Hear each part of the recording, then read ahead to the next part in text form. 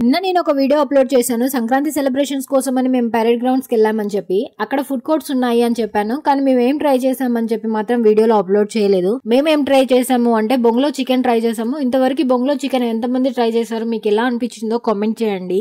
మాకు ఎలా అనిపించింది అనేది ఈ వీడియో ఎండింగ్ లో చెప్తాను. చాలా క్రౌడ్ ఉంది ఇక్కడ బొంగులో చికెన్ దగ్గర కూడా. బొంగులో చికెన్ అంటే ఏం లేదండి, క్లీన్ చేసుకున్న చికెన్ కి మసాలా అంతా బాగా పట్టించి మ్యాగ్నేట్ చేసిన చికెన్ ని తీసుకొచ్చి ఆ బొంగు క్లీన్ చేసుకొని బొంగులో వేసుకొని నిప్పుకల మీద అయినా మంట మీద అయినా కాల్చుకొని సర్వ్ చేసుకొని తినేయడమే.